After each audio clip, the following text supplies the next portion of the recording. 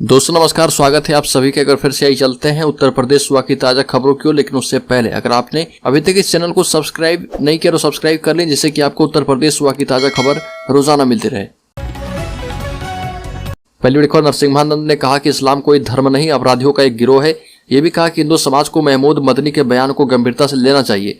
जमीयत उलेमा हिंद के 36वें अधिवेशन में अरशद मदनी के दिए बयान ने तूल पकड़ लिया है। मदनी के बयान पर डासना मंदिर के महंत महामंडलेश्वर यति नरसिंहानंद गिरी ने एक वीडियो जारी कर नाराजगी जताई और कहा कि महमूद मदनी का यह बयान कि इस्लाम दुनिया का सबसे पुराना धर्म है, यह उनकी मानसिकता को दर्शाता है। ये भी कहा कि मदनी धर्म का अर्थ नहीं जानते। अगर वो धर्म का अर्थ जानते या समझते तो उन्हें पता होता कि इस्लाम कोई धर्म है ही नहीं, बल्कि संगठित अपराधियों का एक गिरोह है। अलीगढ़ उत्तर प्रदेश में बनेगी देश की पहली life science city. Sweden based Indian scientist का 1000 करोड़ का इन्वेस्टमेंट, 20,000 मिलेगी जॉब्स। अमेरिका और यूरोप की तर्ज पर भारत में लाइफ साइंस सिटी के कॉन्सेप्ट को इंप्लीमेंट करने की तैयारी है। बड़ी बात यह है कि इसे विदेशों में बनी लाइफ साइंस सिटी का अपडेटेड वर्जन माना जा रहा। गौतम बुद्ध नगर में जेवर के करीब 100 एकड़ की जमीन पर इसे डेवलप करने का प्रस्ताव हार्वर्ड स्कूल ऑफ मेडिसिन के molecular oncologist doctor Ramesh Upadhyay ने दिया है और इससे करीब 20,000 जॉब्स मिलने की उम्मीद है। अलीगढ़ राज्य में रामचरितमानस की 1 लाख प्रतियां बांटी जाएगी। कानपुर से हुई शुरुआत, महंत अरुण चैतन्यपुरी बोले स्वामी प्रसाद मौर्य ने अनर्थ कर दिया। रामचरितमानस पर सपा नेता स्वामी प्रसाद मौर्य की विवादित टिप्पणी के बाद संत समाज में नाराजगी है। संत और महंत लगातार स्वामी प्रसाद मौर्य के बयान पर प्रतिक्रिया दे रहे। इसी कड़ी में कानपुर में महंत अरुण चैतन्यपुरी ने स्वामी प्रसाद मौर्य के बयान पर रिएक्ट किया और कहा कि स्वामी प्रसाद मौर्य रामचरितमानस की चौपाइयों का गलत अर्थ निकालकर समाज को बांटने का काम कर रहे। वो ना तो बसपा के हुए ना भाजपा के। उन्हें मानस की चौपाइयों का अर्थ मालूम नहीं है कि किस संदर्भ में वो बोला गया।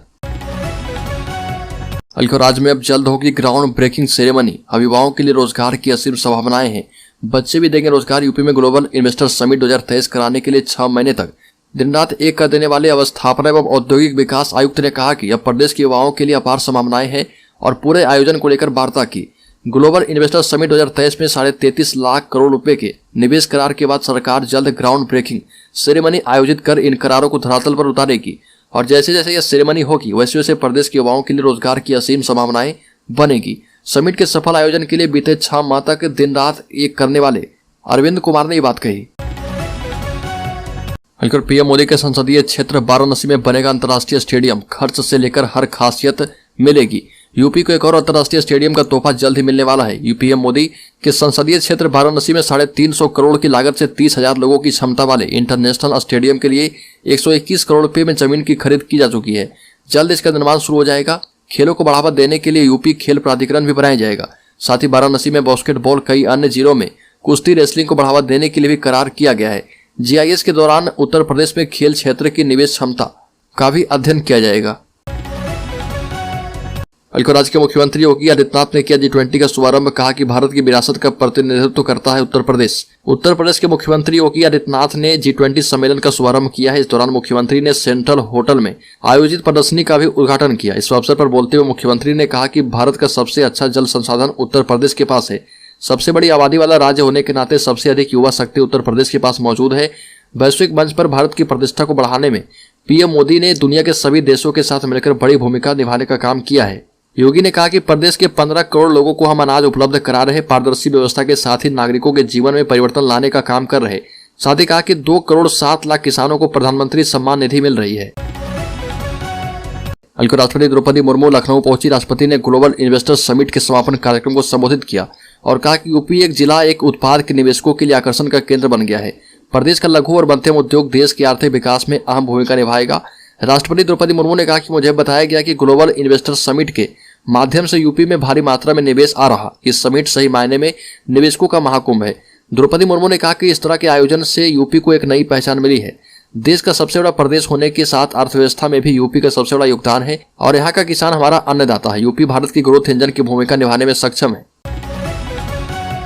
अलीगढ़ बरेली जिले में कुख्यात गौ तस्कर आरिफ को पुलिस ने मुठभेड़ में अरेस्ट कर लिया और ये अपने अन्य साथियों के साथ बिथरी चैनपुर क्षेत्र में गोकसी कर रहा था। वहीं इसका दूसरा साथी जंगल में पुलिस को चकमा देकर फरार हो गया। डीआईजी ने गोकसी की घटना पर बिथरी चैनपुर थाने के इंस्पेक्टर प्रदीप कुमार और रिठौरा चौकी इंचार्ज को गोकसी की घटना पर निलंबित किया था।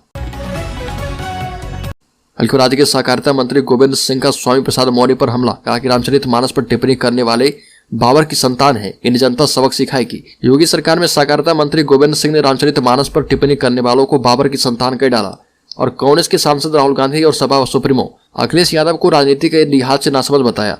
ये बातें लखनऊ आगरा एक्सप्रेसवे पर कार्यकर्ताओं के स्वागत के दौरान कही। रामचरितमानस पर टिप्पणी को लेकर पूछे गए सवाल पर उन्होंने कहा कि जो लोग ऐसी उल जुलूल बातें बोल रहे वो सब बाबर की संतानें हैं। जिन लोगों ने राम भक्तों पर गोलियां चलवाई है, ऐसे लोगों से हम और राम भक्त क्या अपेक्षा कर सकते हैं।